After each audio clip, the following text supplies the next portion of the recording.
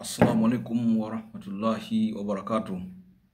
Naam, ndugu zangu, mnaongea na Mwalimu Abdul Karim ambaye sisi kwa wale ambao wanatuhitajia tunapatikana katika sehemu mbili, manake tuna makao Zanzibar na tuna makao mkoa wa Pwani. Yaani sisi ni watu wa Pwani kiufupi. Naam, ndugu zangu, alkadhalika kwamba siku zote hatuna budi ya kuendelea kumshukuru Mwenyezi Mungu ambaye anatujalia uzima, anatupatia nafasi za kuendelea kuwepo. Ni jambo la kushukuru sana, kwa sababu uhai ni hazina kubwa, amani ni hazina kubwa. Kwamba uwezi ukaitunza hazina sehemu yenye vurugu, sehemu ambapo amani haipo. Kwa hivyo hasa kwa kipindi kama hichi ni wakati muhimu sana kuweza kuliombea taifa letu. Ni nyakati muhimu sana kuweza kuwaombea viongozi wetu, hasa wote ambao wana michakato ya kukamata nafasi za aina mbalimbali. Mwenyezi Mungu aweze kuwapa subira, Mwenyezi Mungu aweze kuwafanyia wepesi katika utaratibu huo, na zaidi Mwenyezi Mungu aijalie Tanzania, aijalie nchi yetu amani izidi kutawala. Palipo na amani ndipo panapatikana ufanisi wa mambo mengi, kwa maana tutafanya kazi kwa utulivu, tukaweza kupata riziki, tukaweza kulipa kodi, na shughuli za aina mbalimbali za kiserikali zikaendelea. Tunaona kwamba ujenzi wa hospitali na mambo mengine mengi ambayo yanategemea kodi zetu. Kwa hivyo mambo haya yote hayawezi kukamilika bila ushirikiano, na ushirikiano unataka amani. Sawa. Basi alkadhalika lazima tuje katika muktadha wa kuweza kuongelea mambo kadha wa kadha, na hapa tutaweza kuzungumzia habari za majini katika utaratibu wa waganga. Habari za majini katika utaratibu wa waganga. Tumeweza kuona kwamba kutokana na kupuuza kwetu asili, kutokana na kupuuza kwetu habari ya matambiko na mizimu, ndiyo imetufikisha leo hapa tulipo. Imetufikisha hapa tulipo. Nakumbuka wakati sisi tunakuwa tulikuta baba zetu wakiishi katika koo, kwa maana wanakaa katika mzunguko wa koo. Hawakuwa wenye kusambaana kama ilivyokuwa leo. Leo ukitaka kumtafuta ba mdogo yuko Tabora, shangazi yuko Mpanda, mjomba sijui yuko Sumbawanga. Yaani watu wamesambaa sana, tofauti na zamani. Zamani ilikuwa watu wanakaa kikaya, mnakaa kiukoo, na utaratibu wa chakula unakuwa ni mlo wa pamoja, mnakula kwa pamoja. Lakini leo tunatengeneza ubinafsi mpaka kwenye chakula, kwa sababu kila mmoja anakula na sahani yake, na kila mmoja yuko na simu yake kachomeka chaji. Kwa hivyo ni mambo kama hayo. Kwa hiyo bila shaka tunahitaji kurudi katika asili zetu, tunahitaji kurudi katika tamaduni zetu. Tusiviache vya kwetu. Vya kwetu vina thamani sana kuliko hivi vinavyotujia wakati wa sasa. Na ndio maana unaona hivi vinavyokuja wakati wa sasa ni vitu ambavyo vimesababisha migogoro mingi sana ya ndoa, vimesababisha matatizo mengi sana ya upotofu wa adabu. Kwa hiyo hivi tunavyoletewa hivi ni vitu ambavyo vinatupa faida, lakini katika faida tunazozipata, je, tujiulize, faida ni kubwa kuliko hasara ama hasara ni kubwa kuliko faida?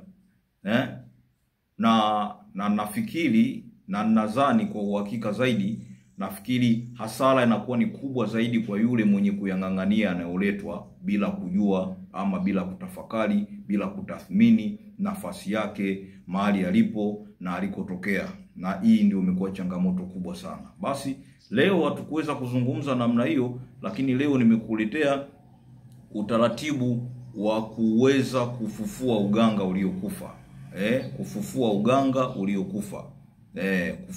uganga uliokufa, ama kurejesha majini ambao walikuwa wakifanya kazi nzuri, wakisaidia watu kwa maana ya kutibu, lakini sasa majini yao wameondokana kutokana na mwenendo wa maisha wa mtu husika, ama wa mganga husika, ama wa tabibu husika, ambao umekuwa ni tofauti. tunaamini kwamba kila kitu chochote kile ambacho tunakuwa tunakifanya lazima kiwe na faida, lazima kiwe na hasara. Kwa hivyo hasara hizo, faida hizo zinakuwa baina ya pande mbili. Zipo faida zinazopatikana kwa majini, zipo hasara zinazopatikana kwa majini, zipo faida zinazopatikana kwa wanadamu, zipo hasara zinazopatikana kwa wanadamu. Hivyo huwezi kufanya biashara na mtu ambaye kila wakati anakuletea hasara. Lazima hivi vitu viwe na mpishano kidogo. Yoyote ule anayekusudia kutaka kuwekeza sehemu fulani, maana yake ameshaona fursa iliyokuepo pale, ameshaona faida atakayoipata. Hivyo hasara isimletee matokeo yaliyozidi.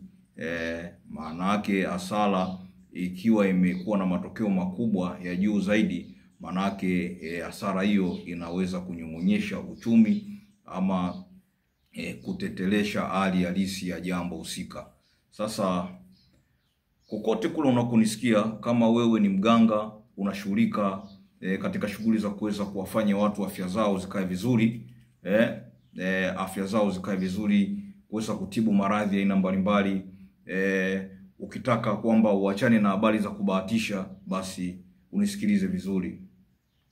Kuna mti mmoja nataka nikupeni siri kubwa sana kwa ndugu zangu wanaohusikana na mambo ya tiba ya asili, kwa waganga wataalamu mbalimbali, wataalamu mbalimbali. Kumekuwa na changamoto kubwa sana na jambo zito sana, hasa katika kuwapangilia majini ama kuweka sawa majini ama kufufua tena ama kuwarejesha majini ambao wamekuwa tayari hawafanyi kazi kama mwanzo. Nafikiri naeleweka vizuri ndugu zangu. Nataka niweke wazi mti huu, na mti huu ni mti mkubwa sana.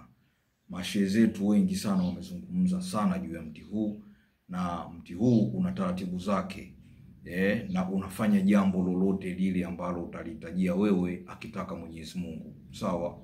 Basi mti huu ni mti wa mkuyu, mti wa mkuyu. Huu mti wa mkuyu ni mti mkubwa sana, na jina hili sio geni miongoni mwenu. Hata mnapolisikia nafikiri mnaelewa vizuri sana mti wa mkuyu. Sasa huu mti wa mkuyu unafanyeje kuweza kurejesha uganga ambao umeshakufa? Uganga ambao umekufa unahitajika kuweza kurenew ama kurejesha upya. Mkuyu una tabia mbili. Mkuyu una tabia mbili ama una kanuni mbili. Kokote kule unakofika kwenye mti wa mkuyu, kwanza mkuyu unakuwa unakaa karibu na vyanzo vya maji. Sawa? Mkuyu unakaa karibu na vyanzo vya maji, ama popote unapoona mti wa mkuyu manake maji hayako mbali. Na kama eneo hilo kuna changamoto ya maji, basi hakika kama watachimba maji pale, wakachimba kisima, basi watapata maji. Sawa? Basi kwa wewe ambaye sasa uganga wako umekufa, utafanya nini? Uganga wako umekufa, unataka kuweza kurenew tena. Majini wako hawaoni vizuri. Majini hawaoni changamoto vizuri. Majini hawatibu vizuri, na unataka majini watibu tena. Sawa? Mambo ya kuzingatia kabla ya kufikia mti wa mkuyu unatakiwa uwe nayo, lazima uwe na sarafu. Uwe na sarafu. Sawa? Uwe na sarafu za chuma, zile za fedha kama hizi za 500 za silver, ndo inakuwa ni nzuri, inakuwa ni nzuri zaidi. Sawa? Ukishakuwa umepata hivyo, umepata vitu kama hivyo, manake utahitajia uweze kupata kioo. Umeona kama ninavyoonyesha hapa, hiki ni kioo ambacho kimeshaingizwa katika taratibu za asili. Unaona kama jinsi kilivyo. Kioo hiki lazima ukitengenezee kwa kukishonea huku nyuma vitambaa vitatu. Sawa? Vitambaa vitatu. Yaani uanze kitambaa cheupe, uanze kitambaa cheupe, chekundu na cheusi. Sawa? Unafanya hivyo. Lakini changu kina siri kubwa. Sawa? Alikadhalika. Sasa hichi ni kioo kinahitajika, na hapa nimekosa ile sarafu. Nimekosa sarafu. Nimekosa hiyo sarafu ya chuma, lakini lazima uwe na mti wa mpingo. Unaona, lazima uwe na mpingo. Unaona kama wa kwangu huu ni mpingo. huu ni mpingo, sawa? Lazima uwe nao huu. Ukishakuwa na mti wa mpingo, manake wewe si mganga ndugu yangu, lazima upate usinga. Umeona? Huu ni usinga, lazima uwe nao. Ukishapata vitu kama hivyo, manake uweze kupata buhuri za aina mbalimbali. Buhuri za aina mbalimbali. Buhuri za aina mbalimbali. Unaona hapa mimi huu nimekamata ni ubani. Huu ni ubani. Huu ni ubani. Huu hapa ubani, huu ubani, sawa? Huu ni ubani maka. Lazima uwe nao. Alafu uwe na udi kama za aina 7, udi za aina 7. Udi hizo ziwe ni udi za India. Ziwe ni udi ambazo ni za India. Ziwe ni udi za India. Naeleweka vizuri ndugu zangu? Ukishapata udi hizo, basi vitu vyote hivyo utahifadhi katika kitambaa cheupe na kuelekea panapo mti wa mkuyu. Na ukishafika pale utabisha hodi. Nilishasema sana kwamba miti ni nyumba za viumbe. Alkadhalika kama ilivyo wewe kwamba uwezi ukaenda katika nyumba ya mtu bila kubisha hodi. Kwa unapoelekea mti wa mkuyu lazima ubishe hodi. Baada ya kufika utawasha hodi zako pembe 4 za kuzunguka mti huo. Alafu kila ulipoweka hodi utaweka sarafu moja ile nyeupe ya fedha shilingi 500. Sawa? Sijajua kwa wenzetu huko nchi zingine watatafuta pesa yenye thamani fulani katika nchi yao, lakini hiyo ni pesa ya chuma. Sawa? Ukishakuwa umemaliza kufanya hivyo, basi utaomba kile unachohitajia. Lakini kwa wewe sasa ambaye majini wako wameshaondoka, unataka kuwarejesha tena, kusanya yale majani yaliyodondoka yenyewe. Yatafute yale majani yaliyodondoka yenyewe. Yahifadhi katika kitambaa chako, fanya safari, rudi nyumbani. Sharudi nyumbani, ukisha kurudi nyumbani basi utatafuta chungu cha asili. Utatafuta chungu cha udongo cha asili. Ukishafanya hivyo, basi utachukua yale majani utaweka ndani ya chungu cha asili, utachukua udi na ubani utachanganya. Ukishakusha kufanya hivyo, basi utatengeneza nyungu. Na hii nyungu kwa utaratibu unatakiwa unafanya kutwa mara 2. Yaani asubuhi mapema sana na jioni. Yaani linapozama jua unajifukiza, linapochomoza jua unajifukiza. Na nguo ya kujifukizia utatafuta kaniki nyeusi ama shuka jeusi. Na ndani ya shuka ni lazima inakuhitajia hapo uweze kuweka kioo mbele yako. Weka kioo mbele yako. Sawa? Utafanya mfululizo hivyo kwa muda wa siku 7. Ukimaliza utatumia kuoga maji hayo, lakini chombo ambacho utatumia kuoga maji hayo kiwe ni chombo ambacho ndani yake umehifadhi kioo, umeweka kioo. Sawa? Utaoga napo mfululizo kwa muda wa siku 7. Ukishakuwa umemaliza kufanya utaratibu huo, basi utakusanya yale mabaki yote. Ukishakusanya mabaki hayo, utaenda nayo baharini, ndipo utaenda kufanya nini? Utakwenda kutupa pamoja na kioo na yale mabaki. Basi ndugu yangu, ukishakwisha kufanya hivyo, ukirejea nyumbani, jitahidi kuchemsha udi na ubani kwa pamoja, tumia kuoga. Tumia kuoga mfululizo kwa muda wa siku 7. Hakika utaona maajabu makubwa. Lazima kama ni ndoto zitafunguka. Lazima kama majini unaona walikuwa wameondoka, basi watarejea kwenye mwili wako, utaendelea kufanya kazi kama kawaida. Huu ni uthibitisho tosha kwamba viumbe wanasikia, viumbe wanaelewa, viumbe wanasameheana katika mapungufu ya aina mbalimbali, ima majini, ima binadamu. Hivyo ni muunganiko ambao Mwenyezi Mungu ameuweka toka enzi na enzi. Sawa ndugu zangu? Ikiwa muumba mwenyewe anasamehe kila jambo, aliyakuwa wewe mwenye kutubia jambo hilo, aliyakuwa umekiri kidhati kwamba utolirejea tena jambo hilo, basi Mwenyezi Mungu anakusamehe. Alkadhalika viumbe tunapaswa kuweza kusameheana. Ndio maana nimesema ima majini ama binadamu. Kwa kweli elimu ya majini ni pana sana, lakini leo nimekuleteeni ufumbuzi wa majini ambao wameshakwisha kumwama mganga na anataka kuweza kuwarejesha, lakini kwa kutumia mti wa mkuyu.